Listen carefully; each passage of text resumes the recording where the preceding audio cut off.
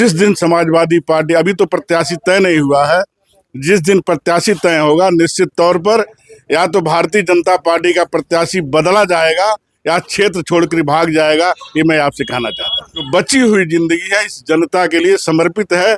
उनके मान सम्मान के सवाल पर मुझे हिमालय से भी टकराना पड़ेगा तो रामवृक्ष यादव पीछे कदम नहीं हटाएगा, चाहे जो करना पड़ेगा उनके मान सम्मान के लिए लड़ाई लड़ेगा। नमस्कार। लोकसभा चुनाव को लेके सरगर्मियां तेजी से हैं। समाजवादी पार्टी के लोग हमारे साथ मौजूद हैं। इस समय कौन प्रत्याशी बनेगा, कौन प्रत्याशी नहीं बनेगा, चर्चाओं का विषय बहुत तेजी से गर्म है। मेरे साथ मौजूद हैं दनघटा विधानसभा के अध्यक्ष और दनघटा विधानसभा में मैं मौजूद हूं। अध्यक्ष जी से भी हम जानने की कोशिश करेंगे कि यहाँ की क्या स्थिति रहेगी और किस तरीके से यहाँ पर आम जनता का जो प्रत्याशी का मांग है उस जनता के अनुसार और राष्ट्रीय अध्यक्ष के अनुसार कौन तय होगा। अध्यक्ष जी, टुडे टीवी न्यूज़ में आपका स्वागत है। क्या कुछ चर्चा चल रही है? भारतीय जनता पार्टी के प्रत्याशी मैदान में आ गए हैं और समाजवादी पार्टी के प्रत्याशी अभी मैदान में नहीं है। सबसे पहले आप सभी लोगों को दनघटा विधानसभा की सम्मानित जनता की तरफ से नमस्कार। यहाँ दनघटा विधानसभा की सम्मानित जनता, यहाँ के सभी बेरोजगार नौजवान, बुनकर, व्यापारी, सभी हर वर्ग के लोग परेशान हैं इस सत्ता शासन से। और विशेषकर यहाँ के जो भी जनप्रतिनिधि थे वो उनके द्वारा कराए गए किसी भी काम को पूरा नहीं हुआ और जुमलेबाजी सिर्फ रह गई।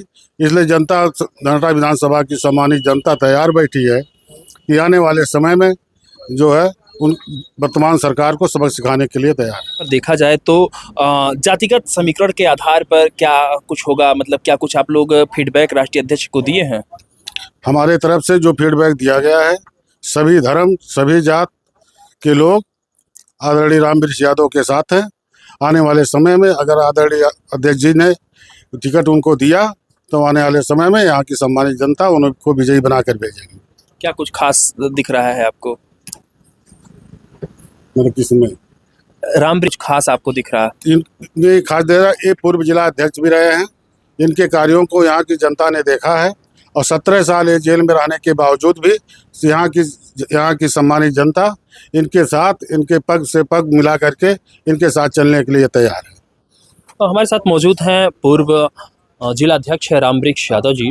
रामवृक्ष जी, क्या कुछ आम जनता, आम आवाम में आपके नाम का चर्चा चल रहा है कि आप भी प्रत्याशी के रूप में हैं, तो राष्ट्रीय अध्यक्ष जी का क्या दिशा निर्देश आप लोगों को मिला? देखिए, हम लोग एक छोटे कार्यकर्ता हैं।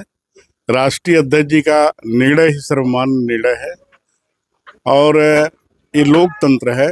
लोकतंत्र में सबको हिस्सा लेने का अधिकार है। उसके तहत मैं भी उस कैटेगरी में हूँ, लाइन में हूँ और हम लोगों ने अपना सारा बायोडाटा दिया है उनको और उन्होंने आश्वासन भी दिया है। निश्चित तौर पर भारतीय जनता पार्टी से यहाँ की आम आवाम जनता ऊब चुकी है। इसलिए जो भी प्रत्याशी आता है उसके साथ यहाँ के लोग, यहाँ की जनता, यहाँ के व्यापारी, यहाँ के गरीब साथ हैं। और निश्चित तौर पर भारतीय जनता पार्टी, आप देख रहे हैं जो यहाँ के प्रत्याशी सांसद रहे हैं, आज जगह जगह उनको क्या स्थिति है जनता के बीच में, जनता क्या जवाब दे रही है, आप अपने चैनल के माध्यम से देखे होंगे, सुने होंगे। जनता अपने दरवाजे पर खड़ा नहीं होने दे रही है। जिस दिन समाजवादी पार्टी, अभी तो प्रत्याशी तय नहीं हुआ है, जिस दिन प्रत्याशी तय होगा निश्चित तौर पर या तो भारतीय जनता पार्टी का प्रत्याशी बदला जाएगा या क्षेत्र छोड़कर भाग जाएगा। ये मैं आपसे कहना चाहता हूँ। आपको यदि टिकट मिलता है तो अगर जीतने के बाद क्या कुछ प्राथमिकताएं होंगी? देखिए, मेरी ये जन्मभूमि है, कर्म भूमि है। यहाँ के लोगों के बीच में हमने अपनी पूरी जिंदगी खपाने का काम किया। यहाँ के सुख दुख के बारे में मुझसे ज़्यादा शायद कोई जानता होगा। मैं बाढ़ क्षेत्र का रहने वाला हूँ। सबसे बड़ी भयावह स्थिति यहाँ हो जाती है आम आवाम की बाढ़ के नाते। सबसे अहम मुद्दा है बाढ़ का और जो तमाम और जो समस्याएं हैं वो समस्याएं ही समस्याएं हैं। किसी समस्या का निदान नहीं हुआ है। यदि हुआ है तो मुलायम सिंह यादव स्वर्गीय मुलायम सिंह यादव जी की सरकार में, चाहे आदरणीय अखिलेश यादव जी की सरकार में, जो आपको बड़े बड़े पुल नदियों पर दिखाई दे रहे हैं, चाहे सरजू में पुल हो, चाहे कुआनों पर पुल हो, ये सब समाजवादी पार्टी की देन है। उसी सरकार में हुए हैं, इस सरकार में कोई काम नहीं हुआ है। निश्चित तौर पर हम लोग जहाँ जहाँ भी इस तरह की समस्याएं हैं उसका निदान कराने का काम करेंगे। आपके हिसाब से देखा जाए तो भाजपा सांसद किन किन मुद्दों पर इस लोकसभा 62 में फेल हुए हैं, जो आपके देखिए, हिसाब से? ये पहली बात तो जनता के बीच से गायब हो गए थे, पहला सवाल। दूसरा, इन्होंने कभी भी एक गांव जिगना गांव गोद लिए थे, जो हमारी इस ब्लॉक क्षेत्र में पड़ता है। उस गांव की स्थिति क्या है? बजबजाती हुई नालियां, टूटे हुए घर, टूटी हुई सड़कें, न कोई अस्पताल, न कोई व्यवस्था। जब सांसद का लिया हुआ गांव, गोद लिया हुआ गांव की ये स्थिति है, तो आम गांव की क्या स्थिति है? आप लोग तो स्वयं फील्ड में रहते हैं, देखते हैं क्या स्थिति है। इसलिए जनता इनसे ऊब चुकी है और जनता इनसे निजात पाना चाहती है। और इनसे ही नहीं, भारतीय जनता पार्टी ने जो भी वायदे किए हैं, हम राम को मानते हैं, कृष्ण को मानते हैं, हनुमान और दुर्गा जी को मानते हैं। ऐसा नहीं कि हम हिंदू विरोधी हैं, लेकिन हम चाहते हैं, समाजवादी पार्टी का मानना है कि यदि बगल में मंदिर है, उसमें अगर घंटा बजता है तो बगल के हमारे मस्जिद में भी अजान होनी चाहिए। सेकुलर मिजाज की व्यवस्था होनी चाहिए। हमको सभी धर्मों को मान्यता दी गई है, हमारे संविधान में मान्यता दी गई है। इसलिए सबको बराबरी का दर्जा मिलना चाहिए, सबको अधिकार मिलना चाहिए, सबको सम्मान मिलना चाहिए और हर क्षेत्र का विकास होना चाहिए। आप एक बड़े जिला की पूरी जिम्मेदारी एक समय थी आपके पास था, और आज अभी बताएं कि 17 साल आप जेल में काटे हैं, तो इतना लंबा गैप जो आम जनमानस से था, इसको कैसे आप भर रहे हैं? देखिए, मैं लगभग 12-13 महीना मुझे आए हुए हो गया। मैं जितना 12-13 महीने में घर पर मैंने एक दिन कभी सोया हूँ तो सोया होऊंगा, नहीं तो मैं जनता के बीच में बना हूँ। और इतना मैंने दौड़ा हूँ, जितना दौड़ा हूँ, जो जनप्रतिनिधि यहाँ के रहे हैं 5 साल में नहीं दौड़े होंगे जितना मैं साल भर के अंदर दौड़ा हूँ। और हर जनता के घर घर तो नहीं जा पाया, लेकिन हर चौराहों पर, हर गांव में पहुंचने का पूरा प्रयास किया हूं। उनके सुख दुख में पहुंचने का प्रयास किया हूं, उनके मरने और जीने में जाने का प्रयास किया हूं, और अनवरत चलता रहेगा। ये तो चुनाव है, ये मेरा जो है ये सिद्धांत है और मेरा मानना है। देखिए, आज इंसान की जिंदगी 200-400 साल की नहीं होती है, आधा जिंदगी बीत चुका है। जो बची हुई जिंदगी है इस जनता के लिए समर्पित है। उनके मान सम्मान के सवाल पर मुझे हिमालय से भी टकराना पड़ेगा तो रामवृक्ष यादव पीछे कदम नहीं हटाएगा, चाहे जो करना पड़ेगा उनके मान सम्मान के लिए लड़ाई लड़ेगा। राष्ट्रीय अध्यक्ष आखिर आपको ही टिकट क्यों दें? देखिए, राष्ट्रीय अध्यक्ष जी सुप्रीम बॉस है, वो जिसको भी टिकट देंगे, साइकिल निशान लेकर आएगा, हम लोग उसके साथ कदम से कदम मिलाएंगे। और मुझे क्यों टिकट दे, ये जनता, आप लोग पूरे क्षेत्र में घूम रहे हैं, किसी भी चौराहे पर आप जाएंगे, अगर 10 लोगों से आप पूछेंगे यहाँ का कौन सा योग्य प्रत्याशी है, तो मैं घमंड के साथ नहीं कह रहा हूँ, जनता की आवाज कह रहा हूँ। 10 लोगों से आप पूछेंगे तो 5 लोग रामवृक्ष यादव का नाम लेंगे और 5 लोगों में से 15 लोगों का नाम लेंगे।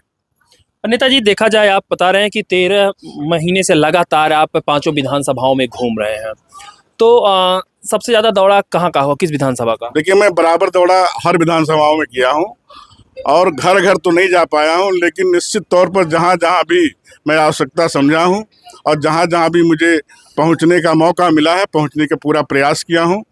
और जहाँ नहीं पहुँचा हूँ, मैं देखिए अभी एक दिन के लिए अभी मैं मौका पाया हूँ, लखनऊ से आया हूँ। मैं पूरा क्षेत्र, अभी आलापुर में 2-3 जगह में गया था, अभी खजनी विधानसभा में गया था, अभी हैसर विधानसभा में 2-3 जगह गया था। आज ही मैं लखनऊ से आया हूँ और कम से कम दर्जन भर लोगों की जगह पर जा कर के लोगों से मिला हूँ और पीडीए के संबंध में बात किया हूँ और समाजवादी पार्टी को जिताने के लिए लोगों को निवेदन किया हूँ। आम जनता से एक चैनल के माध्यम से क्या अपील करना चाहेंगे? देखिए, आम जनता सर्वोपरि है, लोकतंत्र में जनता सर्वोपरि है।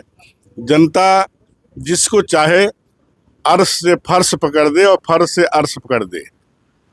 15 दिन में यहाँ की जनता ने यहाँ के जो वर्तमान सांसद हैं उनको सांसद बनाने का काम किया था, लेकिन वही सांसद जनता के साथ पीठ में छुरा भोंकने का काम किए हैं। आज जनता इंतजार कर रही है इनको सबक सिखाने के लिए। यदि यहाँ पर देखा जाए संत कबीर नगर में, तो लगभग कुल कितने दावेदार होंगे आपके हिसाब से? जो आप अभी लखनऊ अध्यक्ष जी से आप लोग मिल के आए हैं, तो कितने दावेदार होंगे समाजवादी पार्टी? बस 2-3 हैं बस, ज़्यादा नहीं। यहाँ पर जिला पंचायत सदस्य भी हैं, हमसे भी जानने की कोशिश करते हैं कि क्या कुछ कहते हैं। क्या कुछ तैयारी होगी समाजवादी पार्टी को लेके? आप वर्तमान में जिला पंचायत सदस्य हैं, क्या कहना चाहेंगे? सबसे पहले तो हम आपके चैनल को बहुत बहुत धन्यवाद देता हूं और दर्शकों के सामने मैं इस चैनल को नमस्कार करता हूं कि जो आप जनता की आवाज़ को बेबाकी से उठाते हैं, इसके लिए बहुत बहुत धन्यवाद। बताएं क्या तैयारी होगी समाजवादी पार्टी से, क्योंकि आप एक अभी जनप्रतिनिधि हैं, अब वर्तमान में जिला पंचायत सदस्य हैं, क्या कहना चाहेंगे?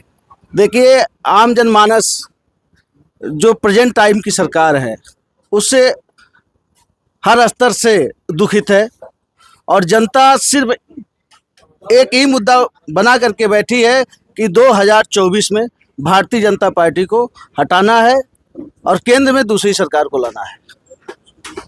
समाजवादी पार्टी की यहाँ से क्या तैयारी है आप लोगों की? यहाँ से तो भरपूर तैयारी है और जिस दिन टिकट का घोषणा हो जाएगा, आज समाजवादी पार्टी के कार्यकर्ता वो अपने वोटरों से अपने बूथ पर सारे चीज़ों को सहेजने में लगे हुए हैं और जिस दिन पार्टी मतलब सांसद का प्रत्याशी दे देगा, उस दिन ये श्योर है कि यहाँ से 2024 में भारतीय जनता पार्टी को अगर कोई हराने वाला है तो वो समाजवादी पार्टी है।